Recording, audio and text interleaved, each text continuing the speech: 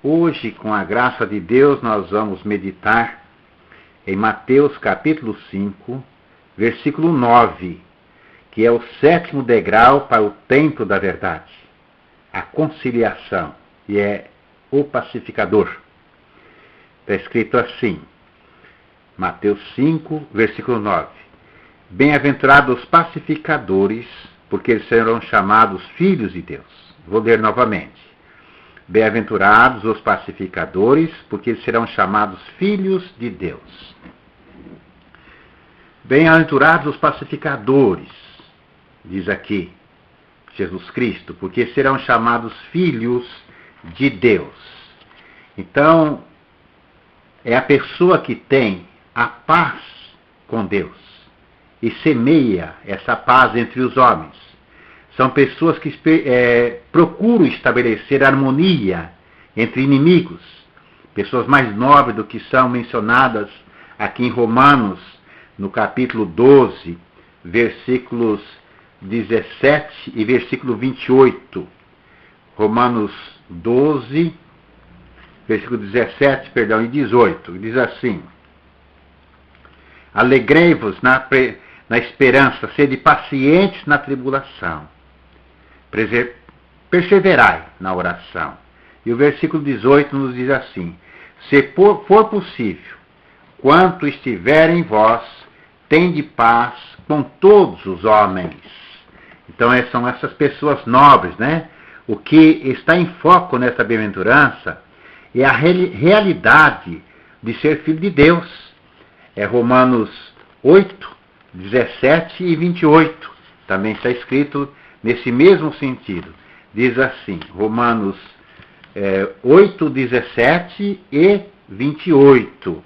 O versículo 17 diz assim: E se nós somos filhos, somos logo herdeiros, também herdeiros de Deus, co-herdeiros de Cristo, se é que com Ele padecemos, para que também com Ele sejamos glorificados. E o verso 28 nos diz assim: E sabemos que todas as coisas contribuem juntamente para o bem daqueles que amam a Deus, daqueles que são chamados por seu decreto. Então vejam, e também indo um pouquinho mais, vai dizer assim, até o versículo 33, diz assim: Porque os que dantes conheceu também os predestinou, para serem conforme a imagem do Filho de Deus, a fim de que ele seja primogênito entre muitos irmãos. E os que predestinou, a esse também chamou. E aos que chamou, a esses também justificou. E aos que justificou, a esse também glorificou. Que diremos, pois, a essas coisas? Se Deus é por nós, quem será contra nós? Aquele que nem mesmo seu próprio Filho poupou, antes o entregou por todos nós, como não nos dará também com ele todas as coisas? Quem tentará acusação contra os escolhidos de Deus? É Deus quem o justifica. Então vejam bem essa realidade. Também nós vemos lá em 1 João, lá no finalzinho da Bíblia, né, no 1 João, que está escrito também nesse mesmo sentido, que diz assim, 1 João capítulo 3, versículo 2, diz assim: Amados, agora somos filhos de Deus, ainda não é manifestado o que havemos de ser, mas sabemos que quando ele se manifestar, seremos semelhantes a ele, porque assim como ele é, o veremos.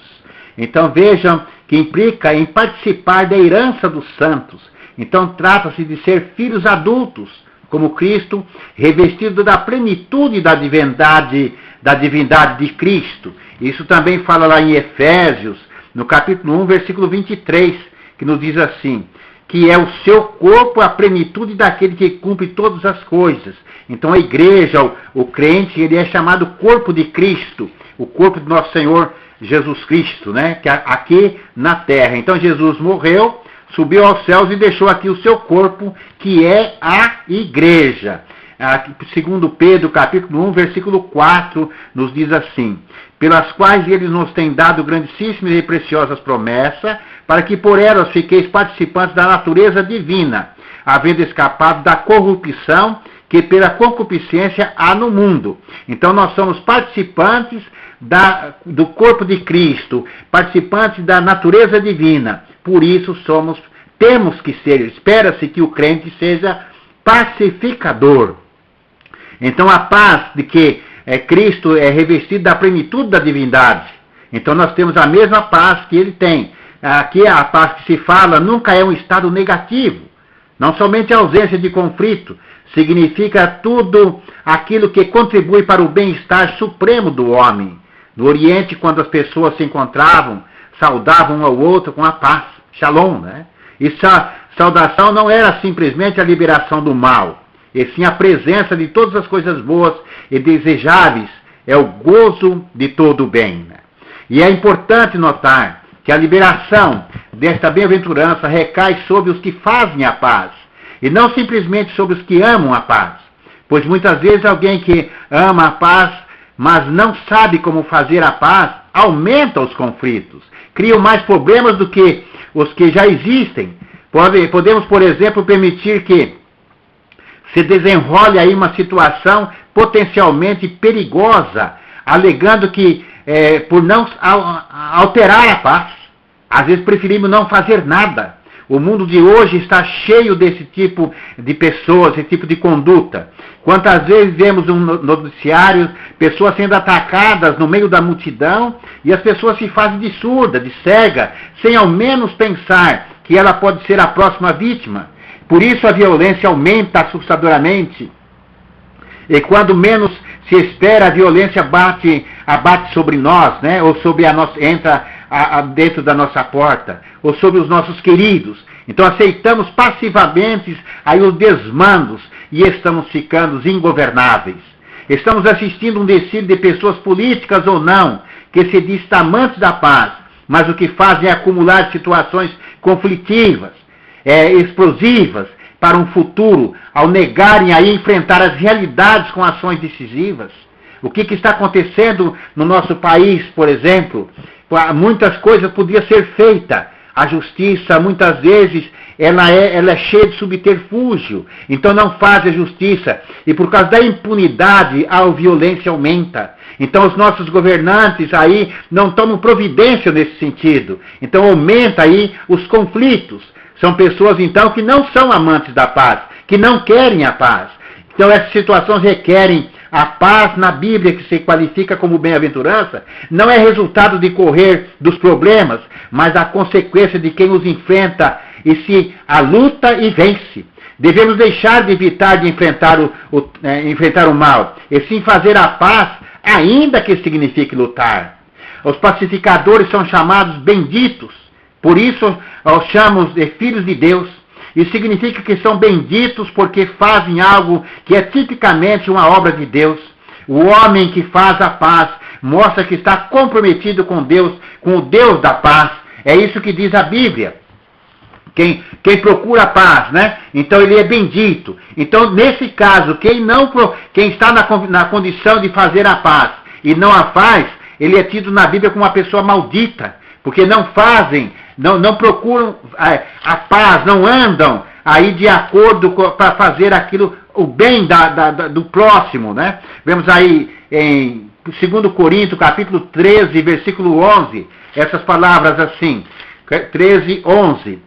Quanto mais, irmãos, regozijai-vos, sede perfeitos, sede consolados, sede um ao mesmo parecer, vivei em paz, e o Deus de amor e de paz será convosco. Então, se nós vivemos em paz, buscamos a paz, o Deus da paz vive conosco. Se nós não buscamos, aí, quem vive conosco é um outro personagem. E o irmão sabe do que eu estou falando. Quem não procura a paz de Deus, ele tem aí o inimigo das nossas almas como seu aliado. E aí esse inimigo das nossas almas, ele procura sempre a destruição, a guerra, ele procura a morte, ele veio para matar, para roubar. É isso que diz a palavra de Deus. Em 1 Tessalonicenses, capítulo 5, 23 e 24, nos diz assim: E o mesmo Deus de paz vos santifique em tudo, e todo o vosso espírito, alma e corpo sejam plenamente conservados, irrepreensíveis, para que a vinda de nosso Senhor Jesus Cristo, fiel é o que vos chama e qual também o fará. Então Jesus Cristo vai voltar e vai procurar-nos aí, na nossa conduta, ver se nós somos filhos da paz, se nós queremos a paz ou não. Isso cada um receberá aquilo que ele plantou, isso ele vai colher. Então veja, aqueles que buscam a paz amando os seus inimigos, agem segundo o próprio Deus. É por isso chamados filhos de Deus, e no verdadeiro sentido. Então nós temos que procurar a paz de todas as pessoas. Ainda que às vezes a gente não vai com a pessoa, não vai com a cara dela, não é a pessoa ainda que é simpática a nós, mas nós devemos querer a paz para ele e buscar defender a paz também para ele, né? Aí somos chamados filhos de Deus. Vamos ler Mateus capítulo 5, versículo 43 a 45, que nos diz assim: Ouviste que foi dito, amarás o teu próximo e aborrecerás o teu inimigo. Eu, porém, vos digo, amai os vossos inimigos, bendizei os que vos maldizem, fazei bem aos que vos odeiam, e orai pelos que vos maltratam e vos perseguem, para que sejais filhos do vosso Pai que está nos céus, porque ele faz que o seu sol se levante sobre maus e bons, e a chuva desça sobre justos e injustos. Então o pacificador é uma pessoa que procura a paz de todas as pessoas, a dele e a dos outros também. Ele quer viver em paz e quer que o seu próximo também viva em paz. Então ele tem no seu coração a paz de Deus. Ele vive a paz de Deus e quer a paz de Deus. No Velho Testamento emprega nesse termo filhos de Deus, referindo-se aos anjos ou a seres divinos. Nós vimos isso em Jó, capítulo 38, versículo 7, que nos diz assim: Quando as estrelas da alva juntas alegremente cantavam e todos os filhos de Deus se rejubilavam. Então quem é amante da paz é filho de Deus, é ser divino. Então o pacificador é neste mundo um anjo do Senhor. Vive a semelhança de Jesus Cristo, que deu a sua vida para trazer a paz universal, no sentido mais exato, tanto na terra como nos lugares celestiais. Jesus Cristo viveu esse tipo de vida, teve essa vida de procurar a paz em toda parte, né? Tanto na terra como nos céus. Nós lemos em Efésios, capítulo 2, versículo 13 a 19, essa passagem. Vamos ler.